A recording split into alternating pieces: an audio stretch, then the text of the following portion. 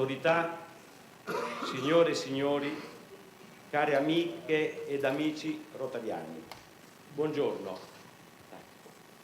A nome mio e del Rotary Club di Urbino, che ho l'onore di presiedere, vi ringrazio per la numerosa presenza.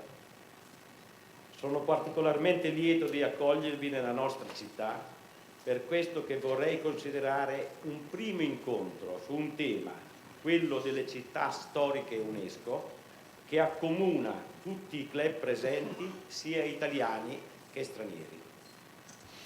Un saluto particolare quindi alle delegazioni dei Rotary Club provenienti da Nesebar, Bulgaria, Telk, Repubblica Ceca, La Valletta, Malta, Torun e Zamość, Polonia, Istanbul, Turchia, oltre ai club italiani di Chianciano Pienza, Firenze, Mantova Sabbioneta, Napoli, Siena, Roma, Vicenza, Verona e Venezia. Il Rotary, che ha da sempre guardato con occhio particolare alle problematiche legate alla salvaguardia e conservazione delle testimonianze del passato, che ha sempre rivolto ad esse attenzione e sensibilità, che ha al suo interno culture, tradizioni e costumi diversi, accomunati comunque da un unico scopo, che è il servire al di sopra di ogni interesse personale, è sicuramente, a mio avviso, uno degli interlocutori più credibili affinché queste testimonianze siano anche portatrici di pace tra i popoli. Ed è per questo che oggi ci incontriamo. Vorremmo dare avvio ad una fase in cui i nostri club possono fornire alle istituzioni quelle idee e quelle azioni che siano di aiuto attraverso la cultura, attraverso la testimonianza del passato e attraverso l'esempio, siano di aiuto, dicevo, al conseguimento di questo obiettivo. Vorremmo inoltre creare una rete tra i nostri club che ci possa permettere di conoscerci meglio e di confrontare le esperienze che ognuno ha fatto o intende fare e che sono finalizzate a questo scopo. Prima di concludere il mio breve intervento, vorrei farvi presente alcune testimonianze che ci sono giunte, prima fra tutte quella del Presidente della Repubblica, che ha voluto omaggiarci con una medaglia per il congresso, il convegno, e una lettera soprattutto importante del Sindaco di Assisi, che in qualità di Presidente dell'Associazione Beni Italiani Patrimonio Mondiale UNESCO adesso vi leggo. Gentilissimo Presidente, ho ricevuto il suo gratitissimo invito in margine allo svolgimento del convegno Città storiche UNESCO, patrimonio di pace, promosso dal suo club a Urbino nelle giornate del 20 e del 21 aprile. Purtroppo la mia agenda, per impegni già precedentemente assunti, non mi consente di essere tra i presenti. Me ne dispiace, ma al contempo intendo manifestarle la gratitudine mia e personale dell'associazione che rappresento per la sensibilità e la professionalità che emergono dall'iniziativa stessa. Ho apprezzato in particolare la cura e la puntualità con le quali sono affrontati i temi legati alla conservazione e alla valorizzazione dei centri storici. Ho apprezzato moltissimo la parte di titolo dove si parla di patrimonio di pace, proprio così, perché è dai luoghi indicati come patrimonio dell'umanità, che non rappresentano soltanto simboli o itinerari per turisti, che devono nascere le fucine per le operazioni di salvaguardia del nostro pianeta, affinché una cultura di pace collettiva prevalga sugli interessi di parte. Allora anche noi, deputati ad essere deferenti di questi luoghi, dobbiamo aggiungere alla diplomazia la sapienza del conservare bene, sentendoci altresì privilegiati di apportare forse un granello di servizi tra i popoli della terra. Nel ringraziarla per la sua preziosa opera invio a lei e ai partecipanti tutti un cordiale saluto. Claudio Ricci, Sindaco di Assisi, Presidente dell'Associazione Nazionale Italiani Patrimonio Mondiale UNESCO.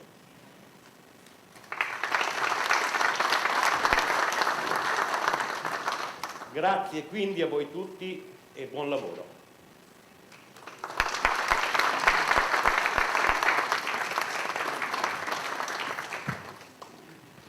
Bene, care amiche e amici rotariani, autorità, in onore dei nostri europei, il mio intervento sarà in inglese.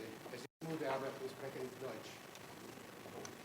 Dear fellow Rotarians and friends, as Governor of Rotary International District 2019, it's a great pleasure and privilege for me to welcome you here today to this beautiful city of Urbino, a place that is dear to my heart, and I want to thank the University of Urbino for hosting us. Nearly 180 people have gathered here today and tomorrow to start this first Rotarian conference focusing on UNESCO Historic Cities Heritage of Peace, for which we are all indebted to the President of the Rotary Club Urbino, Sebastiano Giovanelli, and to the members of the club.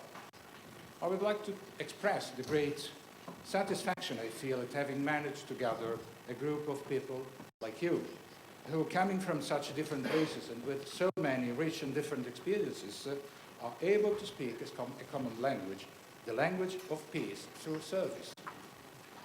Welcome to Urbino. I'm sure you will be seduced by the city, and this will add a new ingredient to your journey.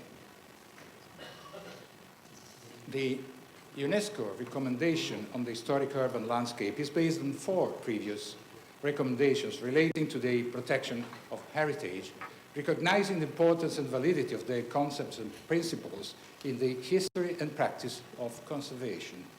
In addition, modern conventions and charters on conservation address the many dimensions of the cultural and natural heritage and are the foundations of these recommendations. What is the historic urban landscape? I asked this question to myself at first, because I remind you that I'm not a technician, and I try to provide an answer to everyone who is in my same condition, and probably there are many of us here today. The historic urban landscape is the urban area understood as the result of a historical stratification of cultural and natural values and characters that go beyond the notion of the historical center to include a wider context and its geographical location. I refer in particular to the topography, geomorphology, hydrology, and natural features of the site without forgetting, of course, its built environment, both historical and contemporary, its infrastructure above and below ground, its open spaces and gardens, its models for land use and spatial organization, visual relationships and perception, as well as all the other elements of the urban structure. It also includes practices and social and cultural values, economic processes and intangible dimensions of heritage related to diversity and identity. This definition provides the basis for a comprehensive and integrated approach to the identification, assessment, management, and conservation of the historic urban landscape as part of an overall sustainable development. The historic urban landscape approach aims to preserve the quality of the human environment, improving the productive and sustainable use of urban spaces, recognizing their dynamic nature, and promoting social and economic development. It is rooted in a balanced and sustainable relationship between urban and natural environment, including the needs of present and future generations and the legacy of the past.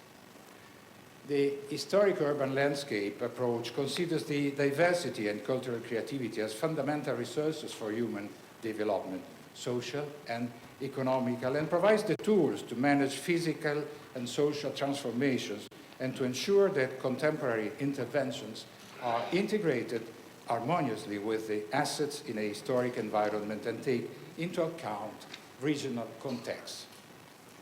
The approach to the historic urban landscape, again, cannot be separated from the traditions and perceptions of local communities while respecting the values of national and international communities.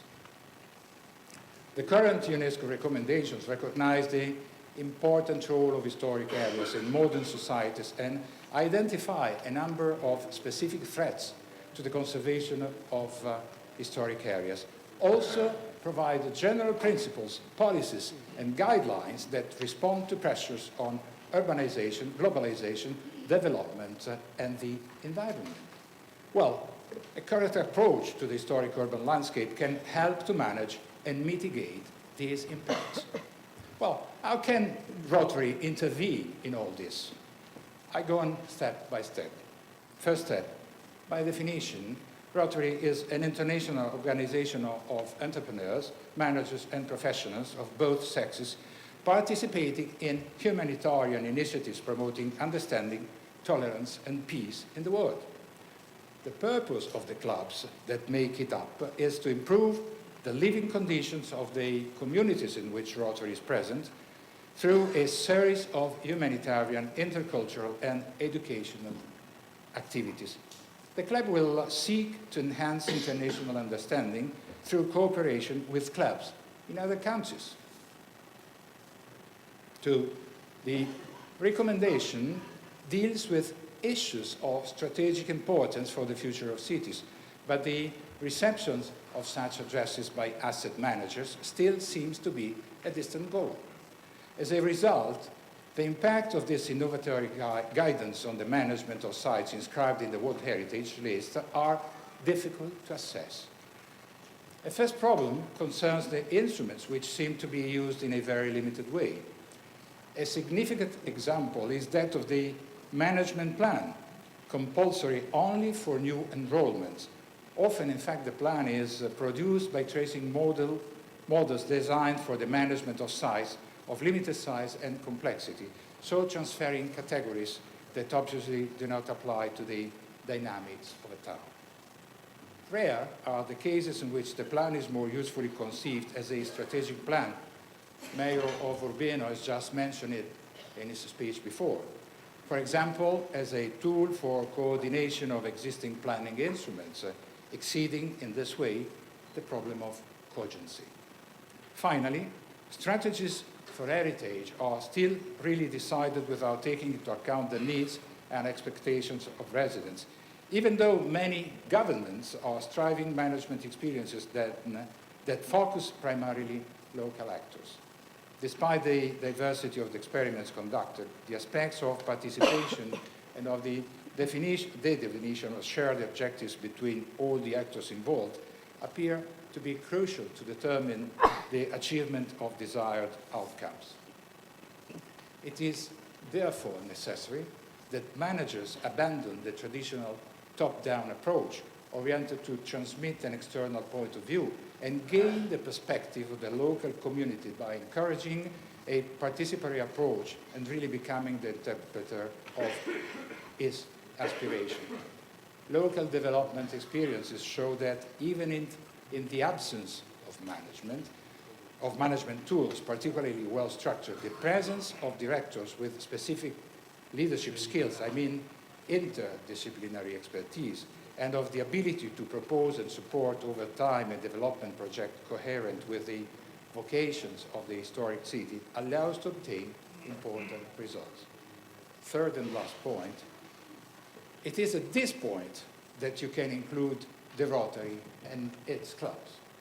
Therefore, I propose that the role of the Rotary clubs is, on the one hand, to inform civil society about the importance of protection of local heritage as a sign of cultural identity of a place, and second, to encourage the ruling classes and politicians to make choices that do not go only to consider economic development as the only end, but also the protection of this heritage, historical identity of the community. This is because a historic city can be said it is intact, not only when the surrounding landscapes is uncontaminated, but also when the continuity of use is maintained.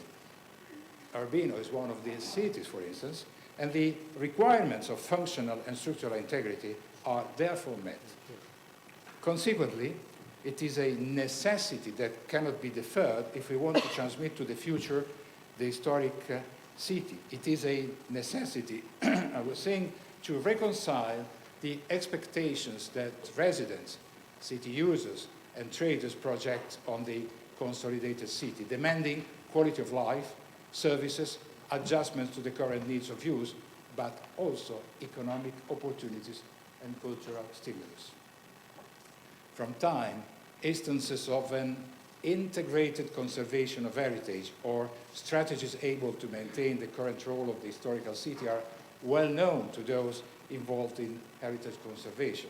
In fact, the historic city is the result of a long stratification and should not be seen as a museum, but as a living organism which can adapt to the needs of modern life.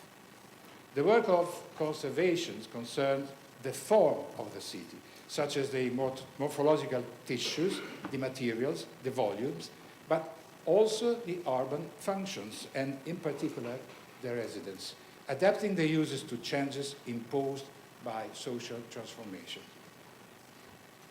In this way, with our service, with the service of Rotary, we can offer our real and valuable contribution to preserving our cultural heritage and to build peace. Thanks for your attention.